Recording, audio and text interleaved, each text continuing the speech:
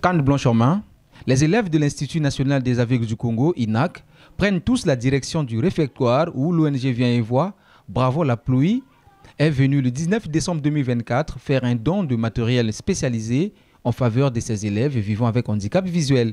Nous sommes heureux de remettre à l'INAC 30 tablettes 60 poinçons, 30 cannes signalétiques et 5 rames de papier strong pour une valeur totale estimée à 1 300 francs CFA. Ce don représente un engagement concret en faveur de l'inclusion scolaire et du droit à l'éducation pour tous. L'enseignant en classe de veille, Christian Missuelé, souligne l'importance de quelques matériels reçus au grand soulagement des élèves. Que ce matériel, ça vient encore combler là où il y avait le vide. C'est-à-dire, lorsque on donne, de nouveaux venus, ils vont bénéficier parce que l'INAC n'avait plus du matériel.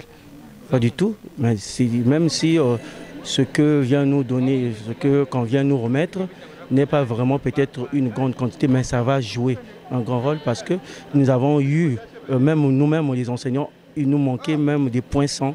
Mais déjà là, lorsque je viens d'apprendre qu'on vient nous remettre des poinçons, des tablettes, ça va jouer un grand rôle. Ça ne va pas peut-être traîner, mais ça va venir combler le vide.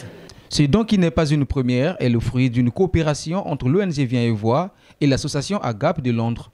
Après l'avoir reçu et transmis aux ayants droit, la directrice adjointe de l'INAC, Edith Fabienne Dibansa, affirme que le don reçu vient combler le vide qui pénalisait son école. Elle a toutefois saisi l'occasion pour décrier le manque de formation de ses enseignants.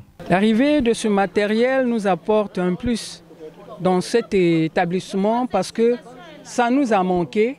On ne pouvait plus recruter parce qu'on n'avait plus de matériel à offrir à ses élèves. Sinon, lorsqu'ils venaient, c'est pour s'asseoir en classe sans rien faire, alors que le matériel de base, c'est la tablette pour qu'ils apprennent à écrire et à lire le braille. Il n'y a pas de déficit, mais nous avons un problème de formation des enseignants. Les enseignants n'ont pas vraiment cette occasion-là d'être formés en tant qu'enseignants d'une école spécialisée. La formation n'est pas vraiment celle-là, alors que nous lançons un appel si nous pouvons avoir des formateurs dans cette matière-là. Ça nous ferait grand plaisir. L'Institut national des aveugles du Congo a un effectif de 63 élèves.